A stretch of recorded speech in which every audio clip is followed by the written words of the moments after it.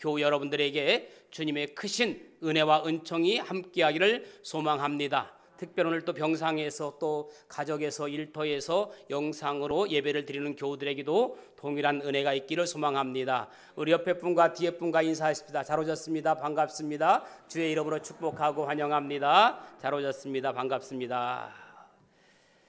됐습니다. 이제 저를 보시고 우리 삶에 만남이라고 하는 것이 참 중요하고 소중합니다.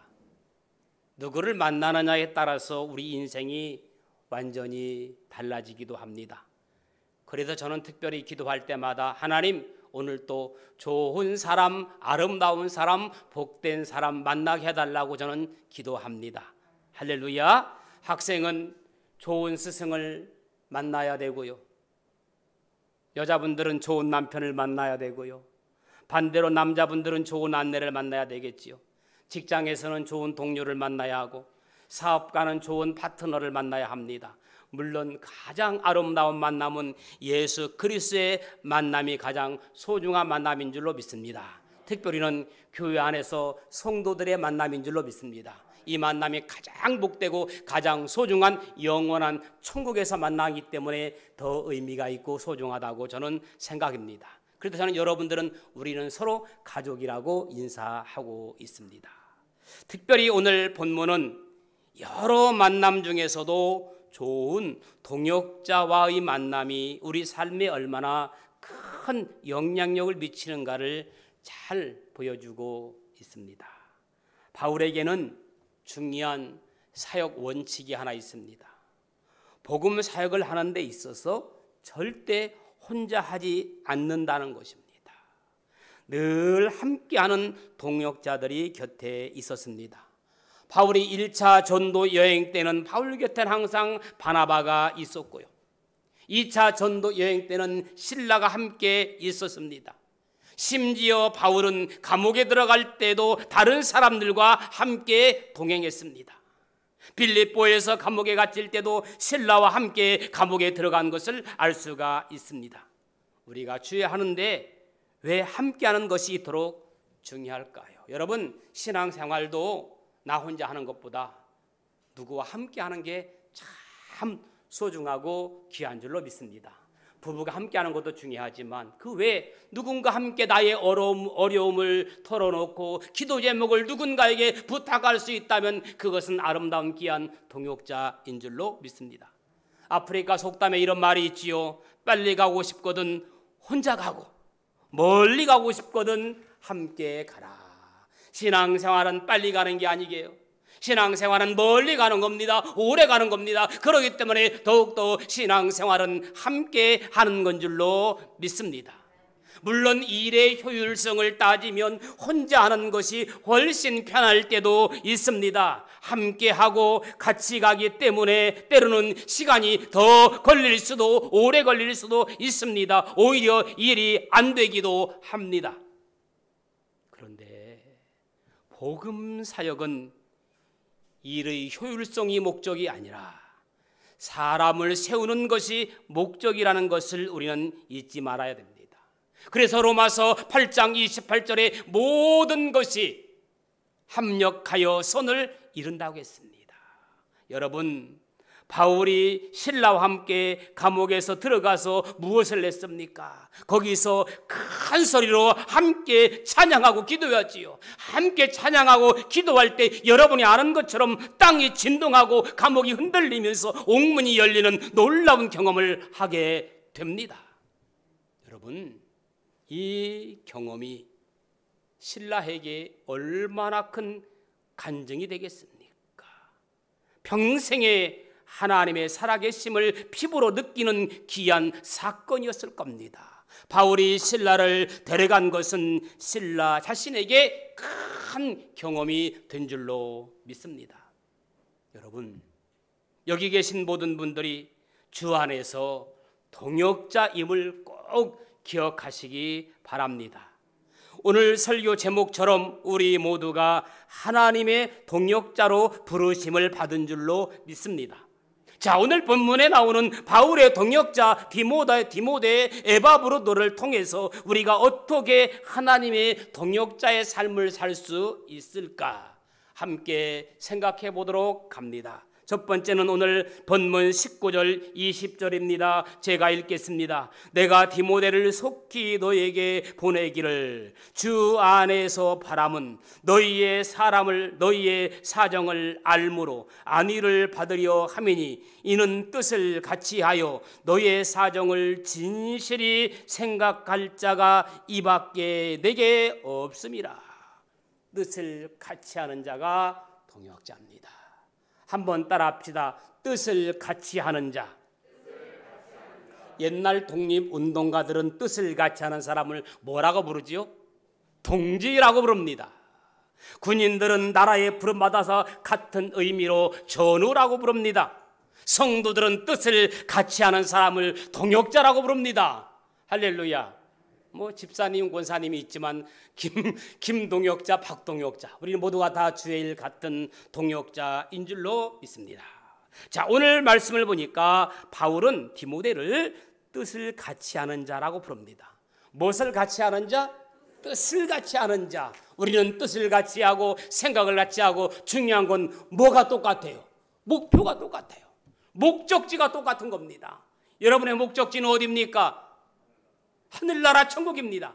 우리 예수 믿는 목적은 뭐예요? 천국, 하늘나라 함께 가는 게 소망입니다. 그러기 때문에 천천히 더디더라도 늦게 함께 손잡고 함께 동역하는 건 줄로 믿습니다. 자, 바울이 빌립보 교회의 문제를 들었어요. 오늘 본문에 보니까 빌립보 교회에 문제가 있었습니다. 뭐 어떤 문제인지는 자세하게 기록되어 있지만 사소한 성도들 간에 문제 있을 수 있겠지요. 교회에 다툼이 생겼다는 말을 들었습니다.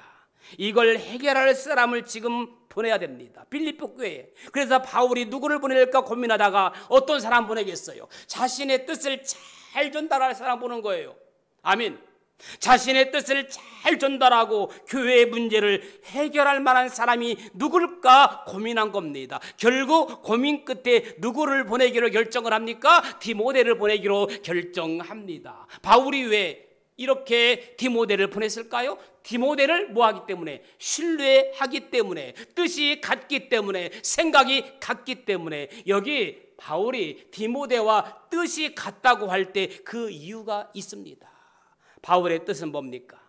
바울의 복음에 대한 이해를 디모데가 잘 알아들었다는 얘기예요. 아멘. 쉽게 말하면 말귀를 잘 알아들었다는 말이죠. 여러분 종종 그런 말 합니다. 왜 이렇게 말귀를 못 알아듣느냐고. 말귀를 못 알아들으면 어때요? 답답해요. 그래서 우리는 말귀를 알아듣는 자가 되어야 됩니다. 사람과 사람 가운데도 말귀를 알아들을 때 모든 문제가 해결되는 것처럼 하나님의 영적인 말귀를 알아듣는 여러분이 되기를 예수님의 이름으로 축복합니다. 그래서 함께 동역하는 가장 중요한 것이 뭐냐? 소통입니다. 소통이 잘 돼야 됩니다. 서로의 뜻을 잘 알고 전달하는 겁니다. 함께 일을 하는데 말귀를 못 알아들으면 정말 힘들지요. 함께 일할 때 말귀를 못 알아들으면 힘듭니다. 가정에서나 일터에서나 어디서든지 마찬가지입니다. 그러므로 소통이 중요하지요. 여러분, 다른 사람의 말을 잘 듣고 수용할 때 좋은 동역자가 될 수 있다고 하는 것을 꼭 기억하시기를 예수님의 이름으로 축원합니다. 두 번째는 22절입니다. 22절은 같이 읽기를 원합니다. 빌립보서 2장 22절 다 같이 한번 함께 할까요? 시작.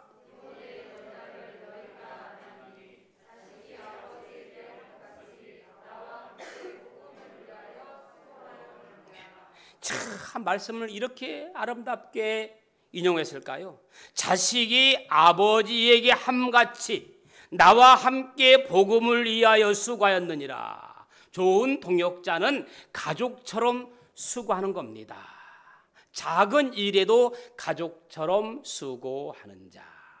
바울은 디모데가 아버지에게 함같이 나와 함께 수고하였다고 말합니다. 디모데가 사역을 할 때요, 사무적으로 하지 않았습니다. 회사처럼 일하지 않았습니다. 마치 가족처럼 수고했다는 겁니다. 또 다른 동역자 에바브로디도에게 대해서도 바울은 이렇게 말합니다. 25절에 그러나 에바브로도를 너희에게 보내는 것이 필요한 줄을 생각하노니 그는 나의 뭐라고 했습니까? 형제요, 함께 수고하고 함께 군사된 자요, 너희 사자로 내가 쓸 것을 돕는지라. 바울은 에바브로디도를 마이 브라더, 나의 형제라고 부르고 있습니다. 여기 형제라는 말이 그냥 형식적으로 부르는 말이 아닙니다. 정말 에바브로디도는 나의 쓸 것을 도울 때 형제같이, 가족같이, 남의 일이 아니라 내 일처럼 해주었다는 이야기입니다. 여러분, 어떤 일을 할 때 정말 어떤 분들은 부탁하면 내 일처럼 소중하게 귀하게 처음부터 끝까지 관여해서 잘 마무리해 주는 사람이 있습니다. 어떤 사람은 어떤 일을 처리할 때 남의 일처럼 불구경하듯이 그렇게 하는 사람이 있잖아요. 그런데 오늘 본문의 에바브로디는 정말 내 일처럼, 그렇게 형제처럼 그렇게 일을 했다고 했습니다. 이렇게 보면요, 교회 일을 할 때 꼭 남 일 하듯 하는 사람이 있어요. 어디서 표가 나느냐? 말을 하는 것 보면 알아요. 말을 하는 것 보면 표가 나요. 교회를 3년 다니고 5년 다녀도 이 교회는 말이야, 이 교회가 어쩌고 저쩌고, 이 교회라니요, 우리 교회죠. 여러분, 이 교회하고 우리 교회하고 나의 교회는 다르죠? 똑같습니까? 혹시 여러분 어떤 은연중에 이 교회라고 말합니까? 내 교회라고 말하십니까? 우리 교회의 이야기가 아니라 저기 저 다른 교회 이야기가 아닙니다. 우리 교회는 그렇진 않아요. 늘 우리 교회 성도님들은 정말 화장실 청소하는 것 모습 보면 감동적으로 청소를 해요. 교회 일을 남의 일이 아니라 내 일처럼 하시는 모습에 은혜를 받습니다. 식사 준비하는 것도 마찬가지입니다. 정말 어떤 상차림이냐? 가족 상차림이에요. 반찬이 많고 적구가 아니라 한 가지를 만들어도 정말 가족 식구를 대하는 것처럼, 교우들 내 식구처럼 마음으로 준비합니다. 아멘. 우리 지난주에 여러분, 우리 황성영 집사님 떡을 준비했는데 보세요. 포장지에 스티커 붙여가지고 정성스럽게 가족에게 나눠주는 것처럼 우리는 하나하나를 해도 그렇게 해요. 아멘. 저는 항상 저희 교회 성도들에게 감사함을 느껴요. 거리에 상관없어요. 우리 교회 식구들은 대부분 헌신자들이에요. 아멘. 교회 땅이 없어서 그렇지 땅만 있으면 다들 벽돌 어깨에 메고 나올 사람들이에요. 안타까워요. 얼마나 감사한지 몰라요. 지금까지 그래왔던 것처럼 교회 사역을 남의 일 하듯 하지 않고 내 일 하듯 귀한 동역자들을 통해서 앞으로 우리 교회가 든든히 세워갈 줄로 믿습니다. 세 번째는 오늘 마지막 30절에 있는 말씀입니다. 30절 한번 읽어볼까요? 시작. 그가 그리스도의 일을 위하여 죽기에 이르러도 자기 목숨을 돌보지 아니한 것은 나를 섬기는 너희의 일에 부족함을 채우려 함이니라. 자기 목숨을 돌보지 않는 자. 이 말은 빌립보 교회의 섬김이 부족했다는 말이 아닙니다. 아무래도 멀리 있는 빌립보 교회 성도들보다는 가까이에서 직접 옥발하지 않은 사람이 훨씬 더 잘 챙길 수 있지요. 에바브로도가 그 역할을 했다는 겁니다. 여러분, 얼마나 열심히 했는지 에바브로도가 죽을 병에 걸린 거예요. 몸살이지 않냐고 헌신하다가 바울을 돌보다가 자기가 지금 죽을 병에 걸렸어요. 그러다 보니 책임감이 더 강했겠죠. 나는 혼자 온 것이 아니라 빌립보 교회 대표로 바울을 섬기려 왔다, 이런 마음을 하다 보니까 건강에 무리가 온 거예요. 저는 여러분들에게 부탁해요. 아무리 교회 일이 중요하다고 해도 몸 건강에 피해 올 때까지는 하지 않기를 소망해요. 만약 여러분들이 주일에다가 병났으면 제가 얼마나 마음이 아프겠어요. 지금 바울이 너무너무 마음이 아픈 거예요. 에바브로다가 충성한 건 좋은데 충성하다가 병이 생겼어요. 죽을 병이 생겼겠어요. 바울이 가만히 있었겠습니까? 빌립보 교회 성도들이 가만히 있었겠습니까? 그렇지 않았어요. 바울이 얼마나 간절히 기도했겠습니까? 에바브로디도가 자기 옥바라자다가 죽을 병에 걸렸는데 바울이 얼마나 기도했겠습니까? 21절에 있는 말씀 보니까 그가 병들어 죽게 되었으나 하나님이 그를 어떻게 여기시고 긍휼히 여기시고 그뿐 아니라 또 나를 긍휼히 여기사 내 근심 위에 근심을 면하게 하셨느니라. 이렇게 바울과 성도들이 간절히 기도할 때 하나님께서 에바브로에게 긍휼을 베풀어 주셨다고 했습니다. 마지막으로 교회를 위해 근심하는 자, 한번 따라합시다. 교회를 위해 근심하는 자. 여러분들도 교회를 위해서 근심 많이 하는 줄로 압니다. 여러분, 바울, 디모데, 에바브로디도를 정말 멋진 동역자들 아닙니까? 그런데 이들의 공통점이 하나 있었어요. 이 세 사람 모두 교회를 위해 근심하였다는 겁니다. 26절에도 근심, 27절에도 보니까 심지어 근심 위에 근심, 더블 근심을 하고 있어요. 28절에도 근심이라는 단어가 나오는 겁니다. 어떤 분은 이렇게 생각하실 겁니다. 아니, 성경에 근심하지 말라고 했는데 왜 하나님의 사람들이 그것도 교회를 위해서 근심하느냐, 이렇게 말할 수 있습니다. 여러분, 우리가 성경에 보니까요, 그건 잘 몰라서 그래요. 하지 말아야 할 근심이 있고요, 꼭 해야 할 근심이 있습니다. 우리는 교회를 위해서 꼭 해야 할 근심은 해야 하는 줄로 믿습니다. 제가 성경을 찾아서 읽어드립니다. 고린도후서 7장 10절에 보니까 분명히 이런 말씀이 있거든요. 하나님의 뜻대로 하는 근심은 후회할 것이 없는 줄 아노라. 할렐루야. 하나님의 뜻대로 하는 근심은 후회할 것이 없는 구원에 이르게 하는 회개를 이루는 것이요, 세상 근심은 사망을 이루는 것이라고 했습니다. 고린도후서 7장 10절입니다.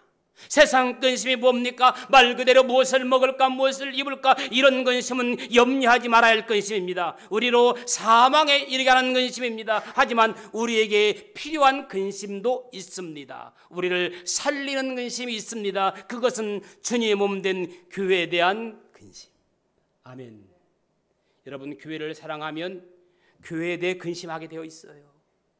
우리가 뉴스를 통해서 한국 교회가 무너지는 소식을 들을 때 근심이 됩니다. 그게 바로 내가 성도라는 증거입니다.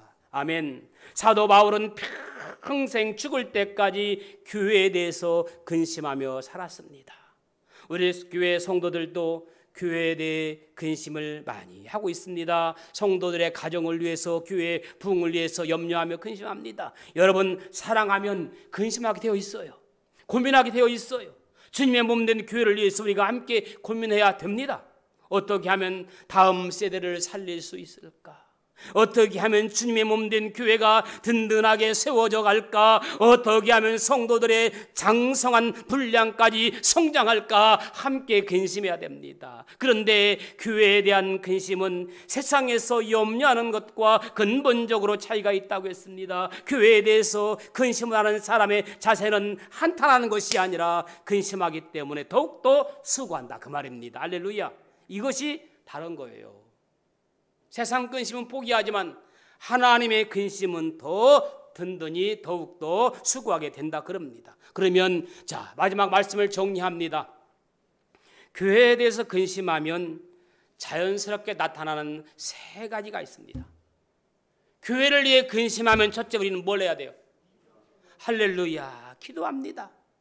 여러분, 근심하면 자연스럽게 기도가 나오게 되어 있습니다. 엄마가 자녀를 생각하면서 근심하지 않는 엄마가 어디 있겠습니까? 아이가 아프면 밤을 새워가면서 근심하는 겁니다. 아이가 성장해 들이면 가슴 아플 정도로 근심합니다. 그러니까 저절로 새벽마다, 저절로 저녁마다 자녀를 위한 기도가 나오지 않습니까? 근심하면 기도하게 되어 있어요.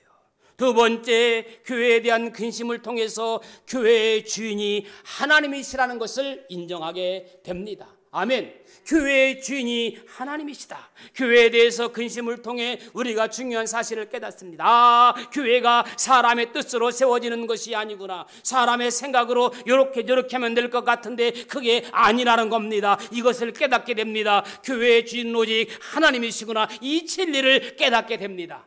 내 집은 만민이 기도하는 집이라고 했습니다. 마지막, 그러기 때문에 내가 할 수 있는 일, 그것이 작은 일일지라도 찾아서 하게 됩니다. 아멘. 교회는 교회의 일은 찾아서 하는 거예요. 아멘. 찾아보면 할 일이 많아요. 바울이 교회에 대해서 근심을 냈습니다. 가만히 앉아 있을 수가 없었습니다. 바울이 지금 감옥에 갇혀서 교회를 위해 할 수 있는 것이 뭡니까? 편지를 쓰는 거지요. 그리고 디모데와 에바브로도를 빌립보 교회에 보내서 문제들을 해결할 수 있는 겁니다. 바울은 해결해 줄 수가 없어요. 감옥에 있기 때문에. 그렇기 때문에 바울이 가장 사랑하는 동역자 디모데, 에바브로도를 통해서 계속해서 교회의 중간 역할을 하게 만드는 거예요. 그럴 일 없겠지만 혹시라도 제가 병에서 어떤 일을 감당하지 못할 때 여러분들이 스스로 제 역할의 일을 감당할 수 있기를 축복합니다. 제가 지도자에게 지시하기만 하면 여러분들이 나가서 제가 하지 못한 일을 감당할 수 있는 그런 능력의 성도를 될 수 있기를 예수님의 이름으로 축원합니다. 이제 말씀을 정리합니다. 아니 도대체 이들은 어떤 믿음을 가졌기에 자기 목숨을 돌보지 않으면서까지 교회를 위해 수고하는가? 무엇을 먹을까 무엇을 입을까를 염려하는 게 아니라 평생 교회에 대한 근심을 하면서 사는가? 이런 질문이 듭니다. 여러분, 우리가 기억해야 할 것은 교회에 대한 근심은 그냥 근심으로 끝나지 않는다는 겁니다. 그 근심이 결국에는 무엇으로? 영광으로 끝난다는 거예요. 아멘. 우리가 함께 근심하고 기도할 때 결국에는 우리 교회를 통해서 나타나시는 하나님의 영광을 보게 되는 겁니다. 이를 위해 우리가 무엇으로 부름받았다고 그랬어요? 동역자로 부름받았다고 했습니다. 함께 고민하고 함께 기도하는 동역자로 부름받은 겁니다. 정말로 영광스러운 부르심인 줄로 믿습니다. 빌립보서 4장 3절에 있는 말씀 보니까 또 참으로 나와 멍에를 같이 한 내게 구하노니, 멍에를 같이 했다고 했어요. 복음에 나와 함께 힘쓰던 저 여인들을 돕고 또한 글레멘드와 그 외에 나의 동역자들을 도우라. 이 이름들이 어디에 있느니라?